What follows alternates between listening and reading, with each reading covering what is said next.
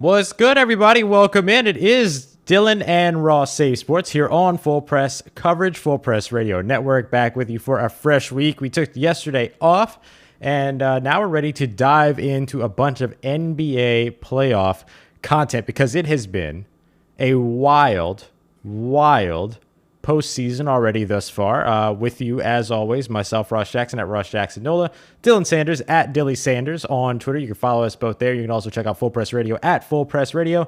Dylan, he's gonna do a quick tankathon spin, and it didn't go well. It did not go well. Dylan, what did you learn about the Houston Rockets, and what you can expect from the NBA lottery today? So, the Rockets, shout out to your cup with Ross. Yeah, the Pelicans, Ross. Let's start off with the Pelicans, all right, Ross? You want to start talking about the Rockets, all right? Let's start talking about the Pelicans. Sure. The Pelicans were in a three-way tie for the 8th overall pick, meaning they could end up with anything between the 8th best odds, 9th best odds, or 10th best odds. Yep. And via coin toss, Ross, they got the 10th best odds. 10th best odds. All right. And then the Rockets could end up anywhere between the 21st, via the Portland pick, could end up anywhere between 21st best odds, 21st pick, because this is outside the lottery, 21st pick, 22nd pick, or 23rd pick. And they got the 23rd pick. Of course. Yes. So that is really helping my confidence in the Rockets getting a good pick.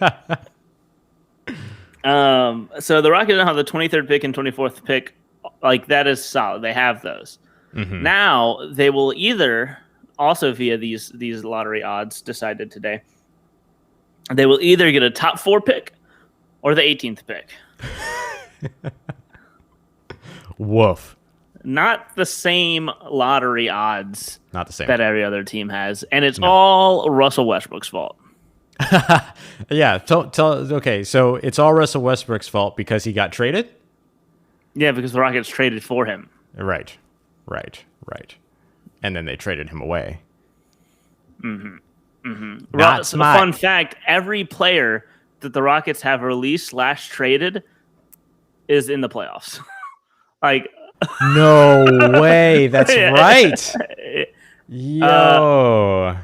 PJ Tucker, Trevor Ariza, Ben McLemore, James Harden, Chris Paul, Russell Westbrook, Clint Capella, all in the playoffs. Whoa, man, that's PJ not Tucker, good. All in the playoffs, Ross. Wow, that's rough. That's really rough. I didn't know that. That's insane. Yikes. Yeah, doesn't feel great. Doesn't feel great, Ross. I'm gonna say that much. Yeah, understandably so. So. You live and you let live. Mm-hmm. Do you want to talk about another? Can we talk about another team screwing up, Ross? Because this is also my favorite thing from Twitter. Yeah, of course. The Jacksonville Jaguars, Ross.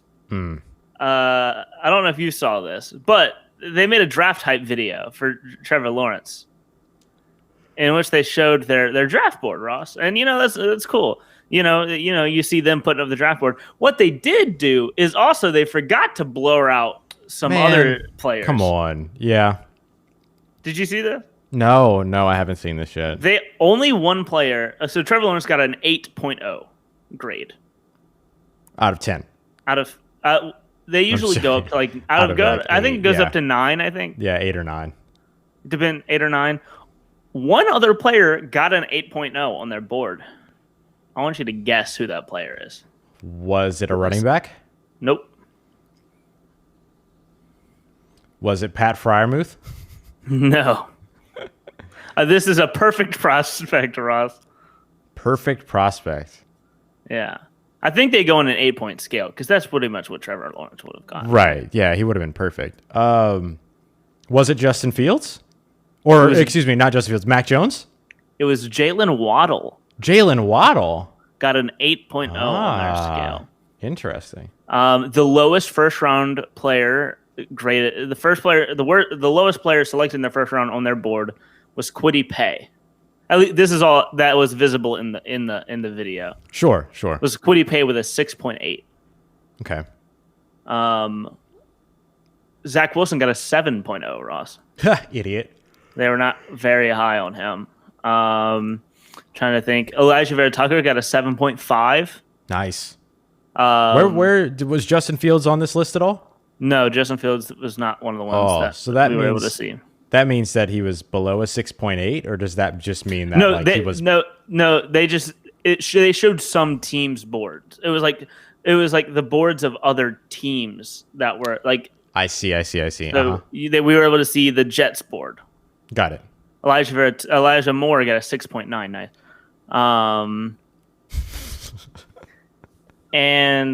Elijah Vera Tucker got a 7.5. That's pretty good, man. That's pretty good. High on Elijah Vera Tucker. That's what they should be. Their own other first round pick, Travis Etienne, got a 7.0. Nice. Even they were not that high. I mean, he was third highest grade.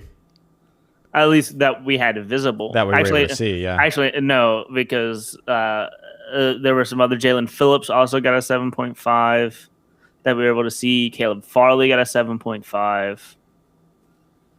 Javon Holland got a 6.8. Oh. But there was no 7.8 or 7.9 or like the highest totals. Not that we could see. Yeah. From what we could see, the highest totals were either 8, 7.5, or 7. Yeah. Andre Cisco got a 6.9. Nice. J. Tufele got a 6.4. Okay. Walker Little got a 6.8. He's a mauler, man. Yeah. So shout out to that. That's just I found interesting. Also, look at the videos you're putting out, man. Yeah, right. Like, just have some awareness here. I mean, it is the Jaguars that we are talking about. I feel like there's always some team that accidentally leaks their draft board after the draft, though. I feel like it happens all the time. Yeah, this year it's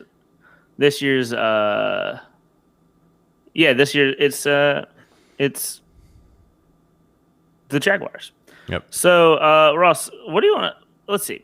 Where should we hit first with the NBA playoffs? Because we haven't gotten to talk about any of it yet. Right, exactly. Yeah, so we got a little bit of catching up to do. How about we start, because we didn't get to finish up the play-in games. Ja Morant, the Memphis Grizzlies, play themselves into the Eastern Conference playoff run, or Eastern Conference playoffs, just like we predicted, exactly as we predicted it. Let's start with, how about we do this? Let's start in the West. Let's start with Lakers and Suns. No, let's start with 1 and 8. Let's start with the Golden State Warriors and the Utah Jazz. Right? Yeah. No. Yeah. That's right. I shouldn't say Jazz though, but and the Utah Jazz. The first game did not go very well for the Golden State Warriors in this series. Utah. Okay, let me do it this way. Let's go this way. How about this? What are some of your biggest takeaways from the first round thus far? Let's do it that way. Ja Morant, man. Ja Morant has been very good. I love watching Ja Morant. Very good in the playoffs thus far. I know Grizzlies didn't walk away very strong from the last meeting, but they haven't lost yet. Well, that's right. No, what am I thinking of? You're thinking of the Trailblazers. The Trailblazers one. Yeah, that did not go well.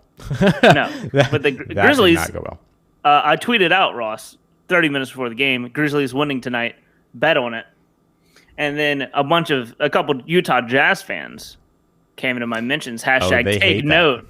They came in hashtag take note after the official team hashtag take note after the Jazz went up by about 16, I think.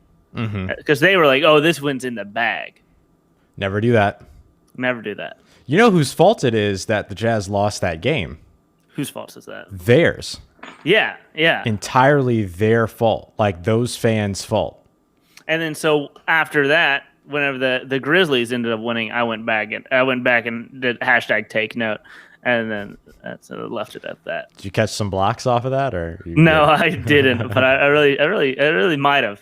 But it would have been worth it because shout out to the Utah Jazz, Ross. That's all I gotta say. Yeah. E. Man, look. So Memphis wins game 1 there. They get their second matchup against the Jazz on tomorrow. Tomorrow. Yep, tomorrow. What day is tomorrow? Tomorrow is Wednesday. Wednesday, and they have a good chance here. Now, do you think they could do it? Do you think they could go up 2-0 on the Utah Jazz? Listen, the Grizzlies are feeling themselves, Ross. They should be. They are feeling it. Desmond Bane, after he hit that one, how much of this game did you watch? Did you get to catch up? Yeah. So at the end of it, Desmond Bane hit that 3, and then left the hook there. Oh yes, yeah. And then George Ning started walking by and had some words about it, and then Desmond Bane, you could tell he was feeling himself a little bit. The Grizzlies are on fire, and I would love nothing more than for the Jazz to lose in the first round, because that would be hilarious. Ross, I don't know how much you know about NBA rivalries. Houston and Jazz, Utah, yeah, not good blood there. Not good blood there. So I'd be perfectly happy with the Utah Jazz. I would love it. The Utah Jazz getting knocked out in round 1. I'm habitually rooting for David Locke and the Utah Jazz, but I wouldn't mind in the weekly meetings getting to throw a little bit of a jab at him every now and then if he got knocked out by the Grizzlies. Because you know who's undefeated against the Grizzlies in John Morant? Zion Williamson. Listen. You know what would be funny?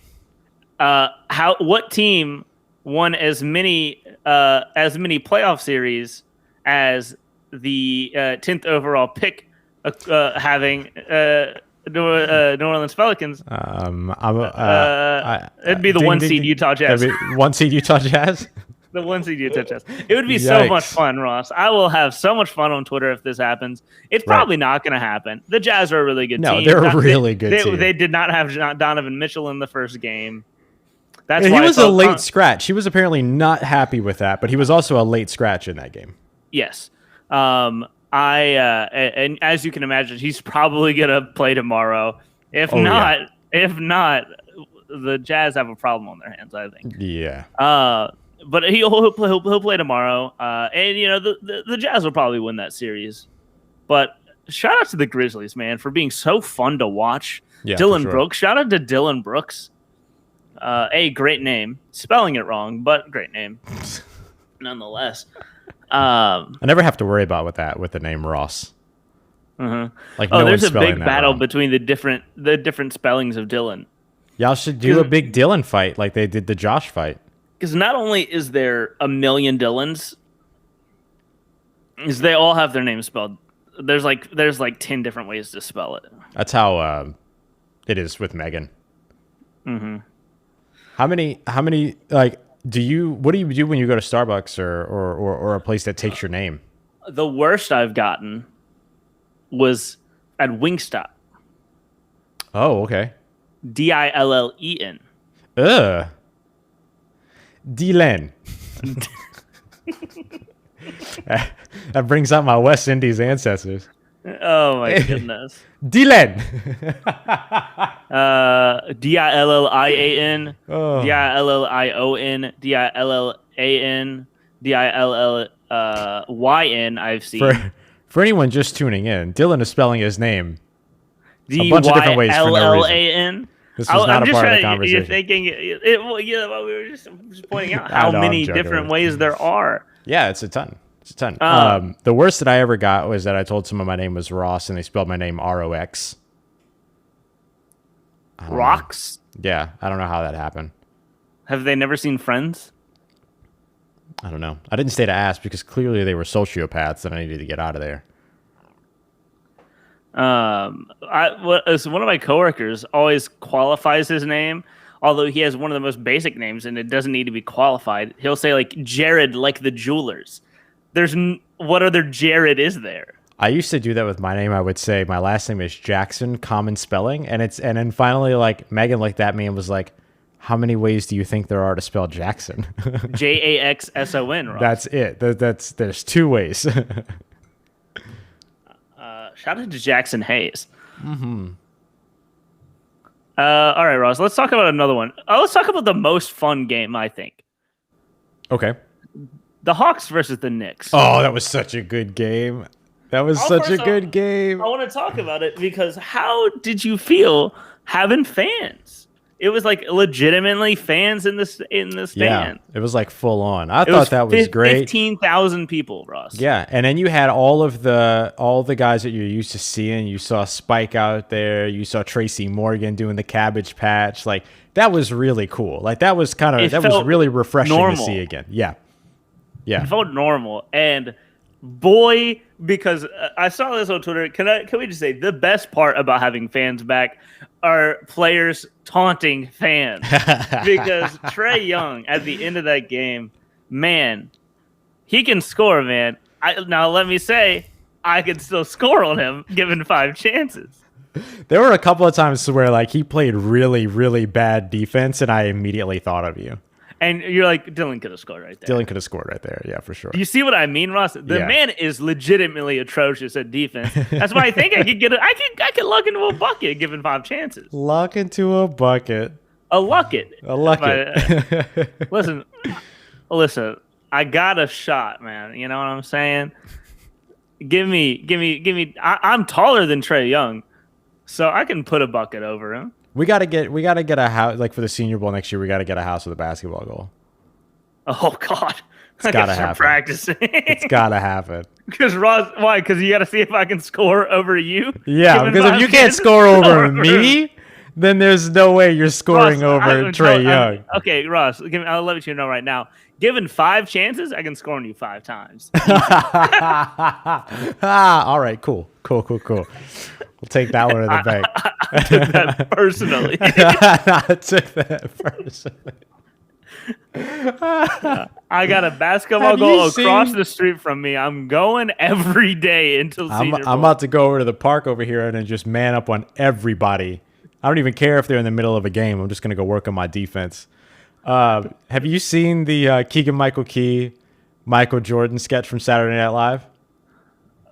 Probably at some point. It's not ringing a bell. It literally was just a couple weeks ago, but really good. And basically, it's The Last Dance. He's playing Michael Jordan, and it's him and like the security guard, the shrug guy, and they're playing quarters, and he loses once, and then just keeps making him play over and over again to the point where like he bets a night with his wife. He like takes his jacket, he takes his hair, like all his stuff, and just like completely just demolishes the poor guy. It's really funny. That's a good sketch. It's a good sketch. But man, playoff basketball has just been so much fun so far. Yeah. That last night was really the first night of stinkers. Yeah, last night was like the first kind of boring evening for. I don't want to call it boring because like to see a team get throttled the way that the Heat did, that's still going to be very entertaining in its own right. Don't get me wrong. The first half of Portland Denver was awesome. Yeah, and then because Dame was 8 of 10 from 3 in the first half, and then finished the game 9 of 16. Really just cooled off. Ross, I want to tell you something. I want to ask you something. Mm-hmm. Dame was playing real hands off towards the end of his time in that game. Do you think he purposefully didn't break the record because he was like, I don't want to waste this on a loss? I don't know if he purposefully didn't break the record, but I could tell you that like once he knew like, all right, this game is out of hand. I don't know if it was like, oh, I'm consciously not going to break the record, but he certainly wasn't going to go out of his way because it would just be spoiled by a loss in that case. Yeah. Like you said, like, you know, it's what they always say, right? Like, oh, yeah, no, I set the record, but, you know, what matters is that we won this game. Well, if you set the record and you lose the game, then there's no joy in it at all. Mm-hmm. There's just nothing. Then it's just a record. Right. Because then everybody's going to be talking, oh, Dame broke the record, but then you're going to be like, oh, yeah, but they lost. Right. Mm-hmm. Yeah. And there's just not any joy. There's no pleasure in that. I can't imagine as an NBA player to be like, oh, yeah, well, you know, we had it, but. Yeah. Also, how would it have felt to score 13 3-pointers in a game and then lose by 20? Right. Yeah, for real. Like, geez. Tonight we get Boston, Brooklyn, which the Nets played a really, really great game in that first matchup against the Celtics. And keep in mind, in that game, Blake Griffin didn't even score a point. Right. He didn't shoot a bucket. Didn't shoot. Yeah, exactly. Like he took the night off. He took the night off. But Kevin Durant, Kyrie Irving, James Harden, as advertised in the playoffs here. And then we get game 2 of what is going to be my favorite first round series, the Los Angeles Lakers at the Phoenix Suns. That was a very fun game to watch, game 1. I'm very curious to see what the Lakers look like coming into game 2. Yeah. Shout out to sorry to the Mavericks Clippers starting 30 minutes after Lakers Suns. I'm sure no one's going to be paying attention to that game until the 30 minutes of leftover time from the Lakers Suns game. Yep. Yep. Ross, if DeAndre Ayton, also, can I point out, I don't know if you know this, but on his back, he has a tattoo that says Dominatin'. Oh, I like that. Spelled obviously like domination, but at the end, it's his last name. Yeah. If he's able to manhandle Anthony Davis like that for the entire series, people are starting to have the conversation, Ross. Is Anthony Davis a superstar or just an all-star? Soft. Yeah, no, I mean, I understand because he wasn't able to do it in New Orleans because they didn't put players around him, right? But he still had actually pretty good players around him in Drew Holiday and things like that, who had a phenomenal game in game 1. Isn't it funny how the Bucks, how Drew Holiday wasn't good enough for Anthony Davis, but is the key championship piece for Giannis? This is the thing, right? And maybe that's the difference, right? Giannis is a superstar and Anthony Davis is what Anthony Davis is, right? Whether he's a superstar or whether he's just an all-star, it's interesting. It's interesting to watch and sort of see the way that it goes out. Like, I mean, you know, I have a lot of fun, like poking fun about Anthony Davis and everything like that. But, you know, the fact of the matter is that he's playing alongside LeBron James here. And if he's not going to be able to contribute, then maybe they should get some better pieces around LeBron James. You know what I'm saying? But if I will say, the game 1 was probably one of his worst games ever. Yes. Yeah. I mean, like bad. Like not in the stratosphere of what his usual game looks like. But that's just because DeAndre Ayton stepped up. He's dominating. And I gotta say, people like to make fun of the Suns for not picking Luka. Mm-hmm. If DeAndre Ayton can start putting up 21-16 in playoff series, it's not going to matter. No, it's not at all. Yeah. I'm really excited to see that. That's my matchup I'm really looking forward to is DeAndre Ayton versus Anthony Davis. Mm-hmm. And because DeAndre Ayton, if he can make him look a fool like he has been, it's going to be so much fun. Ooh, gonna make him look a fool. And then after that, we get Mavericks Clippers. How you feeling about that one? That series. Mavericks up 1-0. Yeah, I'm liking the Mavericks in this series. I mean, obviously they looked really good game 1. I would like to see the Mavericks actually succeed out of this. You know what I mean? I feel like the Mavericks have kind of been that team here of late that have gotten, you know, to the playoffs or have gotten into the playoff conversation but haven't been able to close out. So I would love to see them close out this series. But I mean, look, the Clippers are eventually gonna turn it on, I imagine. But I don't know. I mean, how much do you trust Paul George? That's really both of these teams. Yeah, it's both a battle. of them have It's a this battle. issue. It's a battle of who's gonna step up once they get to the playoffs. Right. And it's funny when you think back. Doc Rivers was like, whenever he left this team, he was like, I mean, listen, Tyronn Lue was sitting next to me the entire time. It's not gonna look too much different once I'm gone. And you know, it's really not looking much different. No. Did they really think Tyronn Lue being brought in from the same coaching staff that failed them time and time again was really going to be that much of a difference. Right. Yeah, I don't know. I mean, it is a little bit of a prove it. This is a prove it series for both of these teams, not just because it's, elimination if you don't win the series, but these are both teams that have shown a history of not being able to finish, not being able to close out. It's really funny. It took 5 minutes into the first game for Pandemic P to start trending. That happened quick. Yeah. Quick. It does. I asked this question. It was a very close race on the vote on Twitter. Who has the shorter leash on NBA Twitter? Is it Russell Westbrook or is it Paul George? I would say Paul George.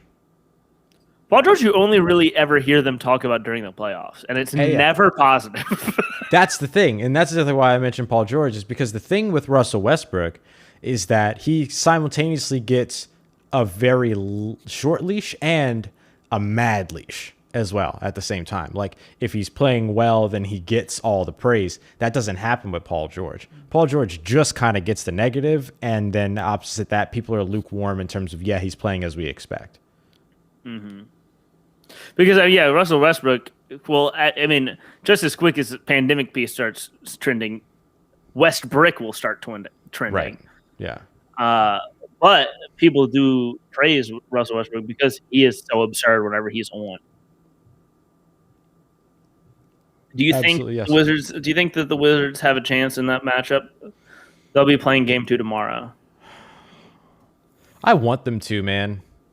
I really do. Like, I would love to see the Wizards walk out of that one, but I don't know. Philly's pretty good. And who was it? Was it Tobias Harris who had that huge game? Kobe, yeah. Yeah, he had a huge game against them. And the thing about it is that, like, if it's not him, then it's Embiid. If it's not him, you know what I mean? Like, they have the weapons and they have the depth there. Washington kind of lives and dies by Russell Westbrook, which always makes it a little bit challenging. They lost in a game where Ben Simmons scored 6 points, but he also had 15 rebounds, 15 assists. Right. Oh man, Ross, you'll never hear the end of it from me if the Rockets don't get a top 4 pick, because that means they passed up on Ben Simmons for nothing. Yeah. Because they passed up for Ben Simmons for the ability to tank and get Cade Cunningham. And it might not happen. Before we go to break, you want to do another tankathon spin? Oh, God, I guess. Spin, bada, swing, spin. Well, did you see who won the last time I did it? Yeah, New Orleans. Yeah. There you go. Let's go. We'll go into the break with good vibes. We'll be back here in a little moment. Continue to talk a little bit about the NBA playoffs and more as we continue on with today's episode of Dylan and Ross Say Sports, Full Press Coverage, Full Press Radio Network. Booyah. So I'll take it. I'll take it. Pick numero dos. Mm-hmm. I'm digging this microphone, man. I like it. I'm liking it. It's not adjusting volume while I'm talking. Yeah, I don't know what it is. I don't know whatever a microphone would ever do that. Well, I don't. Sorry, I wasn't throwing a shot at yours. I was mostly talking about my other one would drop, like the system input would drop the audio for some reason. Mm-hmm. Now, I ain't got to worry about that. We got some more PFF position rankings that we did. You want to do this? Let's do it. Yeah, because we got defensive line and offensive line now. Yep. Have you looked through them? Because I haven't. Yes. Yeah, I mean, I look through them mostly with the pointed. I look through them with a pointed eye.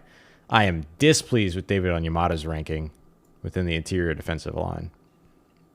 David Onyemata blocked Canal Street Chronicles. One of 2 players that I found. Oh, excuse me. You tired, Ross? Yeah. You tired, Ross? Huh? Ross, you tired? I am. All right, let's see. Trying to think. So in fact, I've actually never been more tired than I am at this moment. Did I just get really quiet? Yeah. Nice. But I can. My But whole life. but the quality was so nice. I know. Ooh. Turn it down. Turn that down again. Hey, buddy. How's it Turn going? it up. Turn it up slightly. Turn it I have your volume all the way up. a little teeny tiny. Keep going. Little I'll tell you when to teeny, stop. I'll tell you when to stop. I'll tell you when to It's stop. it's gonna take a jump here in a second. Is what it's gonna do. So Oh, this yeah. is So it takes like a real quick jump. And so I'm here at the moment, and then I can go all the way up, which would be here, which is a little bit too hot sometimes. I think. Actually, no, it's not too bad. It sounds the exact same. Oh, okay, good. Yeah, so like it has like this interface kind of has like a 1 through 9.75 is the exact same volume, and then 9.75 to 10 is the exact same volume. So it just kind of has these two steps.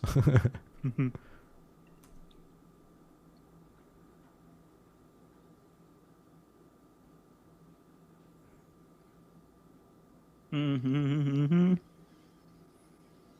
I was recording that, and that sounds really good.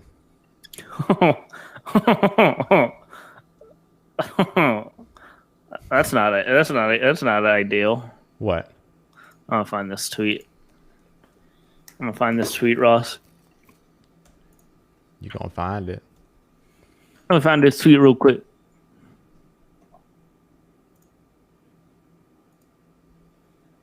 Let's see. There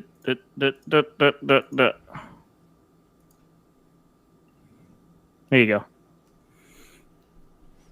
Go ahead and read that for me. Save. Don't save a life. Be afraid to give blood. Somebody does not know how sentence structure works.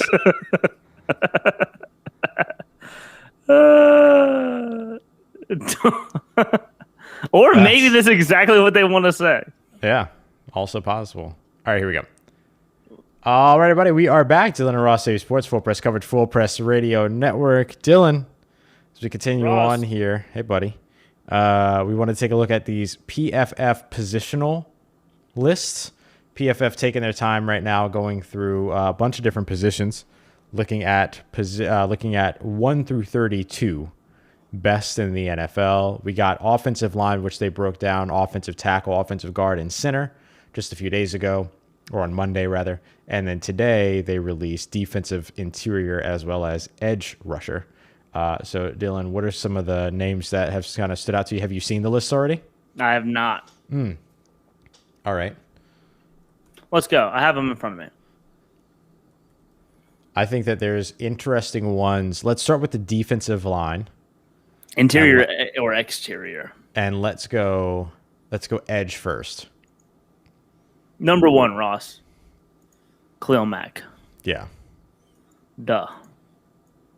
Although, is that really a duh still? So that was going to be my question. Is Khalil Mack still the top edge rusher in the NFL? The only other competition I would personally have is TJ Watt. That would be it, right? Can I say this? Mm-hmm. Joey Bosa, I don't think is top 5. Dylan. I'm not that high on Joey Bosa. I'm gonna be real. I'm really not either. And he's good, Yeah, of course he is. but like he's not the best in the league, and it's not in the conversation for the best in the league. I don't Right. think personally. His brother is much better, I think. Nick Bosa? Yeah. Mm-hmm. Cam Jordan coming in at 6. Ross, what do you think about Cam Jordan? Number Still at 6. It's an interesting one. I mean, if he's healthy, he's there, right? As an edge defender, as opposed to just a pass rusher, he's definitely there. It just depends on if he's healthy. And if he's not healthy, then he's probably top 15, but not top 10. But if he's healthy, he's top 10 easily. Daniil Hunter at 10. Mm-hmm. Love to see it. Do love to see that. Chase Young at 8 already. And honestly, you know what? Probably well-deserved. Mm-hmm. He's a really good player. He is. Von Miller at 11. Do you think he's still up there? I don't know. That's an interesting one, right? Because we haven't seen him in a year. Oh, Okay. one that is really high to me is Jerry Hughes at 15. Jerry Hughes, yeah. Yeah, Whoa. that was a pretty big one. Pretty big leap. Yeesh. Yeah, I'm not sure how I feel about Jerry Hughes at 15. So Montez Sweat at 17. He's one that I think is going to be that Danielle Hunter. It takes a couple years to really develop in the league, but once he hits, he hits. Yeah. Plus, it does not hurt him to have Chase Young across from him. No, not at all. Right before him was Chandler Jones at 16. I think Chandler Jones could be higher. I would honestly, Ross, can I say it? Yeah. I'd swap Chandler Jones and Von Miller. I'd just straight up swap Chandler Jones and Von Miller. I agree. I would take Chandler Jones over a lot of those names. Maybe Zadarius Smith I'd have a little bit of trouble with. But all the other players that he's behind right now, Jerry Hughes, Brandon Graham, J.J. Watt, and Von Miller, I would take Chandler Jones above all of them. Right now in today's game. And you know what? I'll go a step further than that. Number 19, Brian Burns, also too low. Also too low. Brian Burns is top 15 easily. Like, I would swap him and Jerry Hughes and be perfectly happy with it. How do you feel about Marcus Davenport at 26?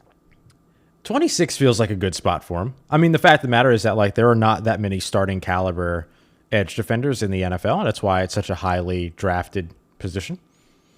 And so, I'm okay with him being there. I think it's interesting that he's at 26 and the guy that got 13 and a half sacks last year and Trey Hendrickson is at 29. But you're probably projecting a little bit into the next season to where you're not actually expecting Trey Hendrickson to continue that level of production. And Ross, a little bit of a typo here. They have Josh Allen listed as an edge rusher.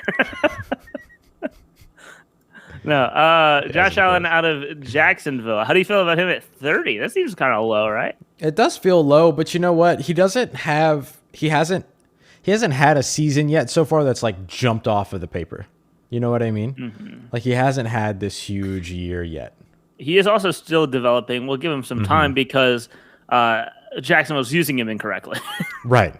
So just wait until he's on a different team, and then it'll be great.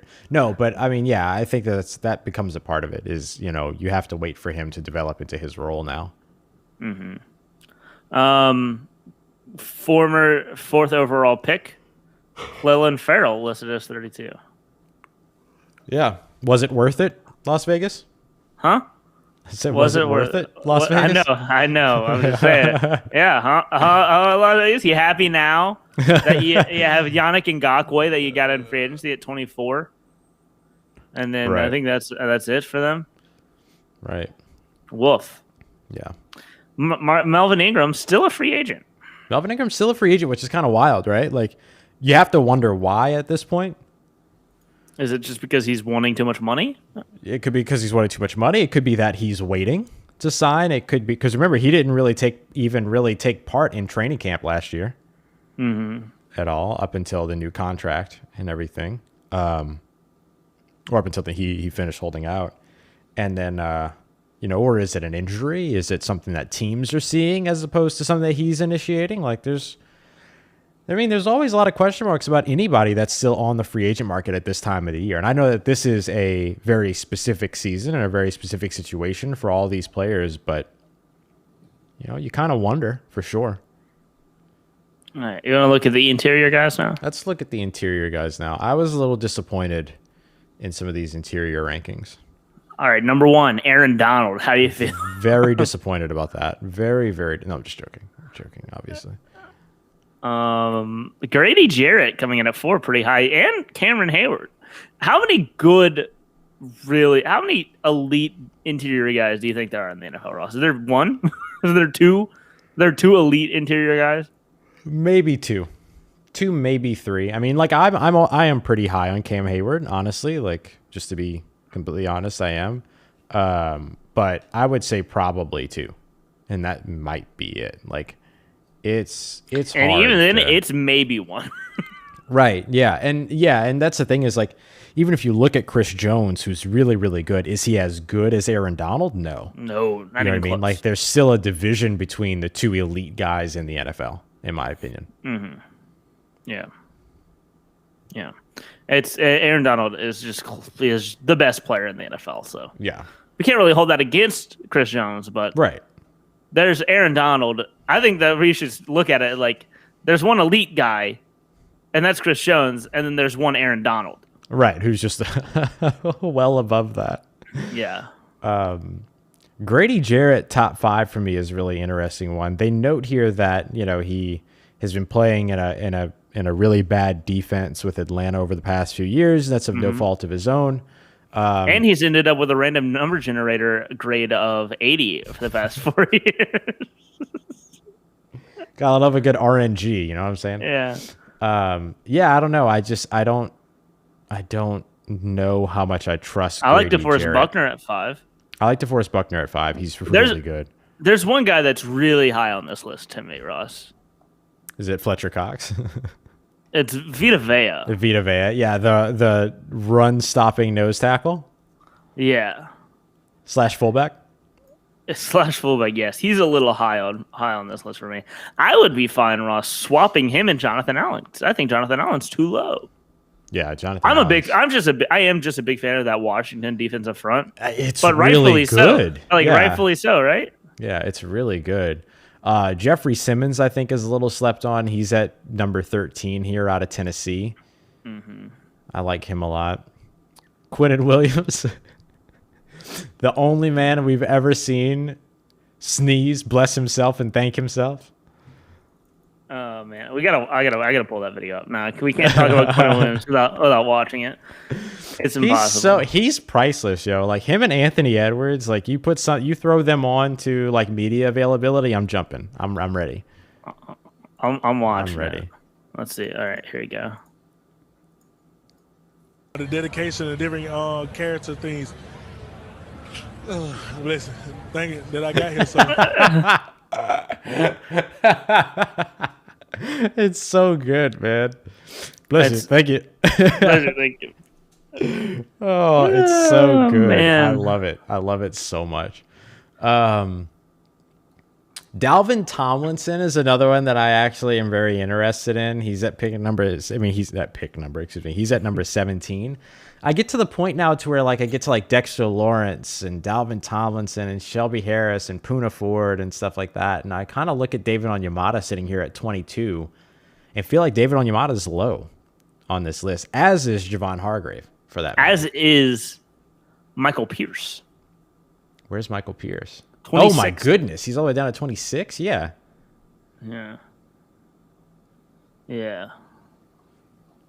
And there's no like the thing that I thought about this was like, oh well, they're gonna take the pass rushers, they're gonna take the pass rushing interior defensive linemen over the run stoppers in this. But then I'm seeing like the Vita Veas of the world and some of these other nose tackles that are ranked highly up here.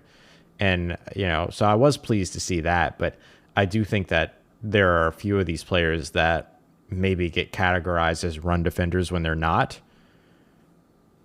Jarrell Casey being a free agent is also kind of wild too.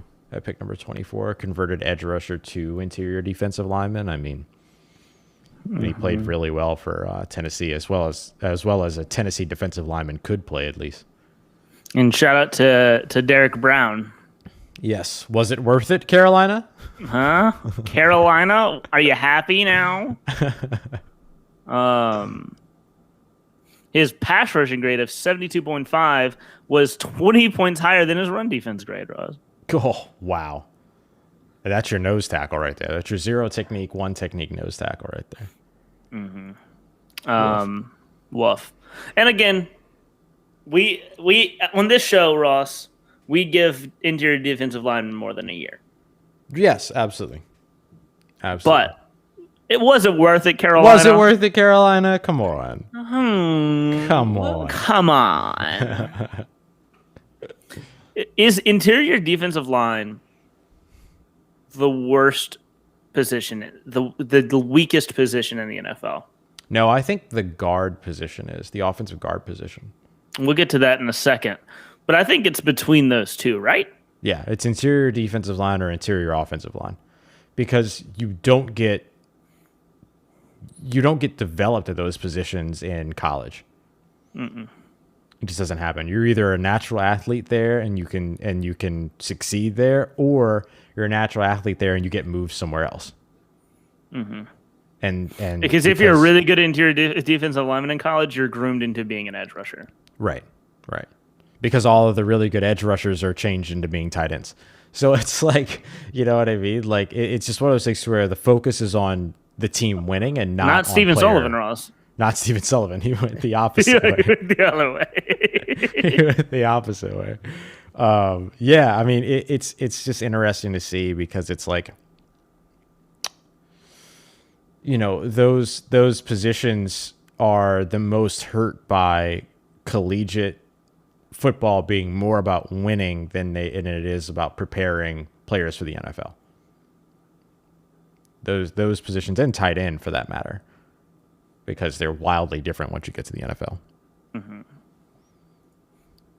Let's see, I wanted to look up Steven Sullivan. He played in one game and got a tackle assist. Awesome.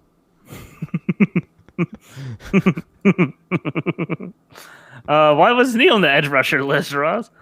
Yeah. Right. All right. Let's talk about interior offensive line, but let's go with the centers first. Yeah. I love a center. Whoa. That's anti-biblical of you, Ross. Whoa. Rodney Hudson, number 1. Anti-biblical, not sacrilegious. Nope. Anti-biblical. Very specific. Yeah. Very specific. How do you feel about Rodney Hudson? Rodney Hudson's the best center in the NFL. Mm-hmm. Simple. Mm-hmm. He's the best center in the NFL. Highest pass blocking grade for all qualifying centers since 2015, and Hudson owns the top 5 spots for those. Now remember, those are pretty arbitrary grades, random number generator, but still, regardless, in terms of like building a metric by which you can compare centers across the NFL, he has all 5 of the top 5 grades since 2015. He's the best center in the NFL. And now he's with Arizona. All right, Ross, do you want to help me figure out what Rodney Hudson's PFF grade is going to be for 2021? Yeah, absolutely. All right, let's get it together, Ross. Oh, wow, that's really good. He's going to have a great year. Great season. Great season by Rodney Hudson. Fantastic. Yeah. All right, Ross. Let's do Andrus Pete's real quick. All right, Andrus Peat is. Let's see what he's gonna have. Let's drop this number a little bit. No. Leave it. You think it's gonna be between 60? No. Give that man. Nice. Nice. All right.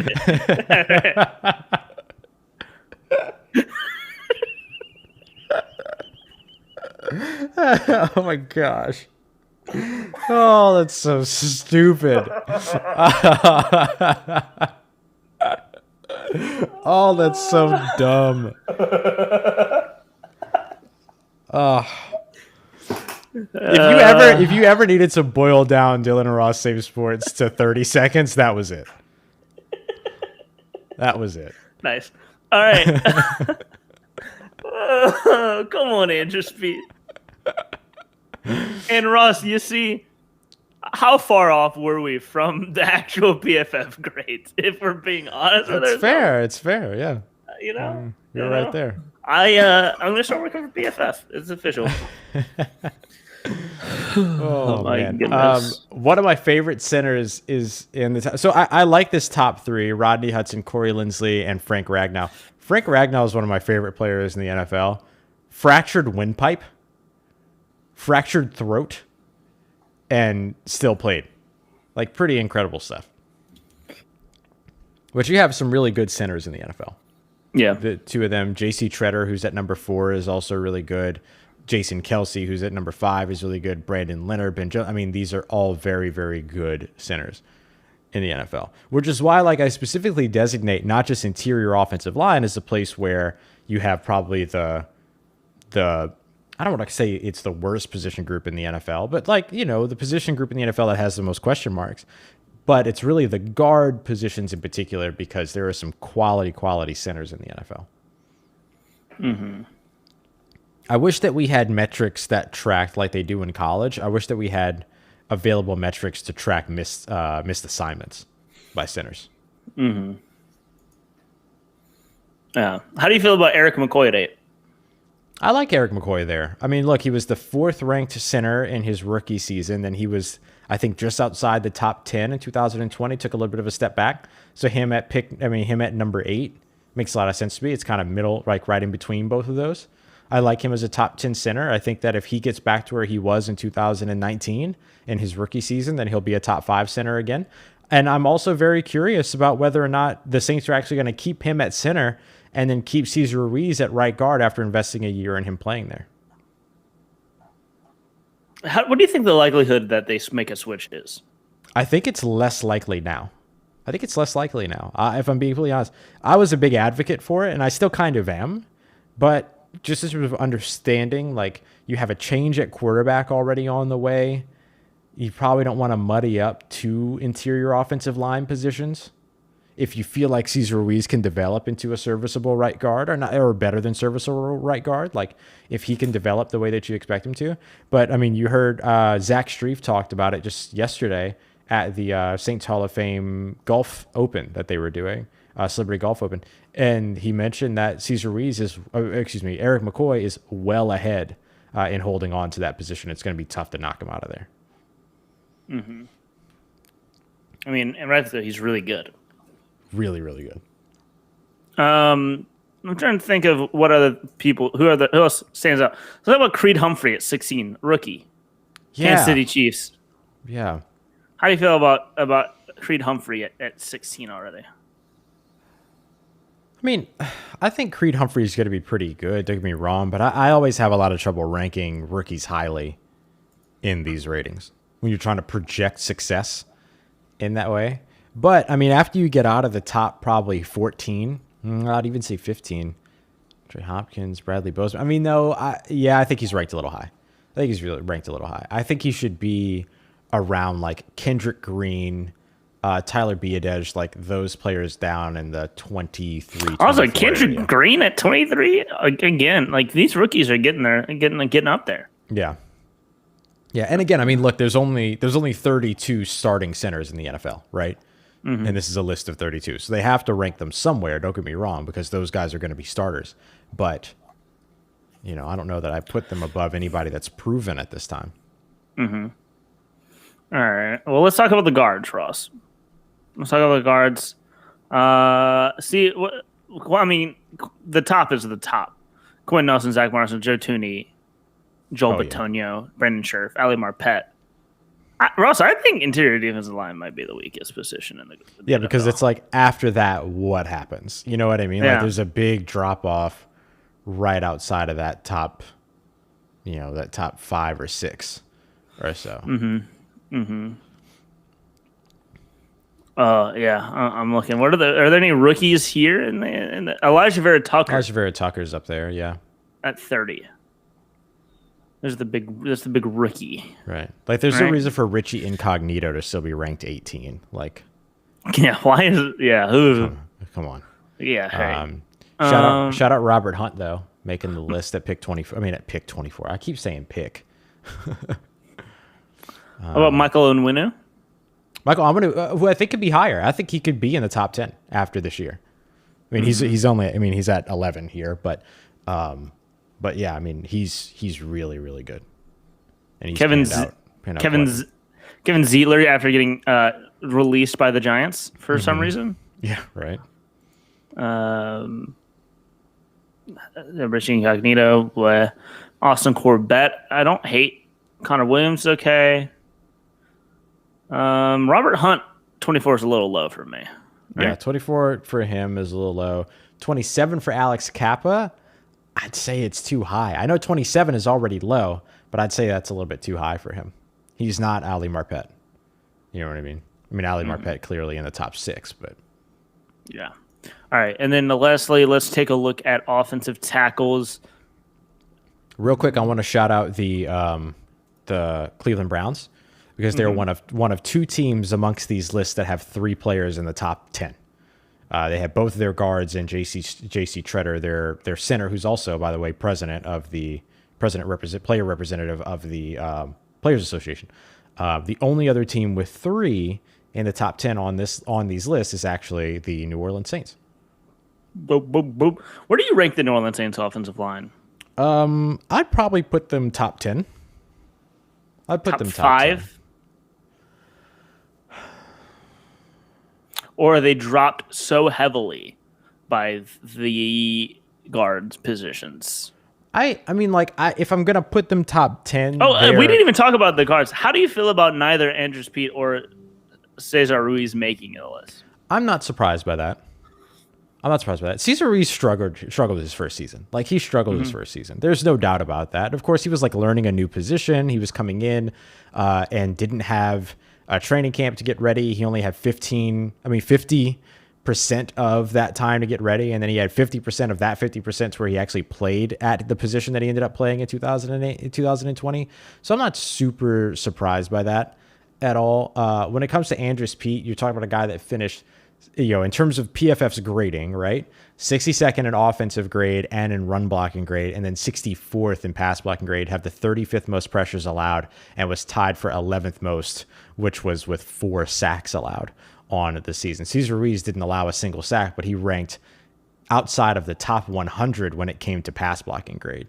So it doesn't surprise me to see either of them not in the top 32. I feel like Andrews Pete is probably very close there. And if you were just ranking 32 left guards, he would be within the top 15. Mm-hmm. Okay. All right. Lastly, tackles. David Bakhtari, Trent Williams, Ryan Ramczyk, Turner Armstead, Ronnie Stanley. Is that the right top 5? Yeah, I think so.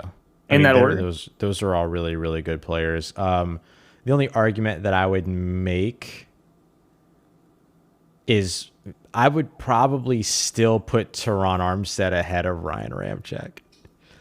I like Ryan Ramczyk. I think Ryan Ramczyk is probably one of the best players on that Saints team, but the other best player on that Saints team is Teron Armstead to me.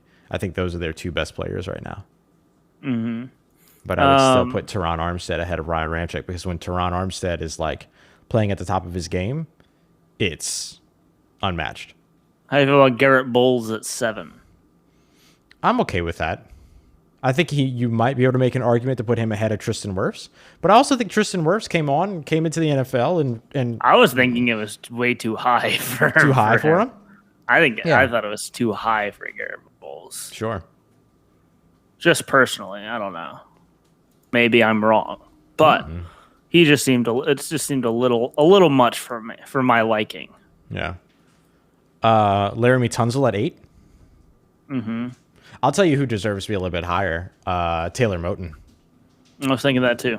Yeah, right tackle out of Carolina. They franchise tagged him this year. They didn't want to lose him. I think he could be probably where Garrett Bowles is on this list, and that would be perfectly acceptable. I think he's a fantastic player, but he doesn't get the credit because of the fact that he plays right tackle. Yeah, that's true. They're not as forward thinking whenever it comes to right tackles. Right tackles, can I just say, are almost just as important. Yeah. I mean, I think we overvalue the blindside conversation, right? Not just the movie, which we also overvalue because it was not very good. But I do think that we overvalue the left tackle position because we associate it with the quarterback's blindside. That's all. Okay. Any other notables on this list for you before we wrap it up? How do you feel about Penei Sewell at 31? Okay. This was something I was actually kind of pleased with, because I do think Penei Sewell deserves to be on this list, but I like the tempered expectation of the fact that he's a rookie and the awareness of that. But where was that whenever you're talking about Creed Humphrey? How do you feel about Creed Humphrey getting into the top 16? And that was my at 31. Yeah, right. That was my complaint about Creed Humphrey, was that he's a good player, but I think, I'm a little uncomfortable with ranking rookies that highly and trying to project their success. So I like where Penei Sewell is, and I think Creed Humphrey should be at his position around the same area. Yeah. All right, Ross. Well, what? Let's go ahead. Let's do this real quick. Let's pick the games tonight, Ross. Let's All pick right, these. dope. All right. Tonight. Oh god, matchups. Celtics Nets started kicking off an hour and a half. Nets. Ooh, kicking off, tipping off. That's right. Celtics Nets. Who are you taking? And Nets. Okay. Lakers Suns tipping off. Suns, baby. Ooh. Suns. All right, and then lastly, Mavericks Clippers. Who do you got? I'm gonna go Mavs again. I'm gonna go Clippers to tie it up. There you go. And then that is Brooklyn -9, Lakers -2, and Clippers -7 for betting odds. Love it. Yeah, I love it. What is the biggest matchup odds for the remaining? Yeah, it's right now the biggest odds are Utah -8.5 tomorrow night. Oh wow, that makes sense. You know, Ross, put money on it. Put money on Grizzlies covering. I'm calling it. Put your money on the Grizzlies covering tomorrow night. Plus 8.5. Boom, you got it. I'm gonna do it. I'm gonna do All right. it. All right, All right, folks. y'all. We appreciate you very much for being here. You wanna see us out today, Dylan? Russ, do you think we saved sports? Yeah, I think we did. We certainly saved the interior offensive line position. We definitely didn't save the interior defensive line position. No. That's all I gotta say. Yeah. So you can follow us on Twitter at Full Press Radio at DAR Save Sports. You can find us wherever you listen to your podcasts. Ross, you can find Ross on Twitter at Ross Jackson Nolly. You can find me on Twitter at Dilly Sanders. Like the beer commercial. Might as well, let's Embrace it. qualify my name. Dilly. I didn't go by Dilly before it. That's all I gotta say. There you go. And everybody, thanks for listening and have a great day and go Tigers.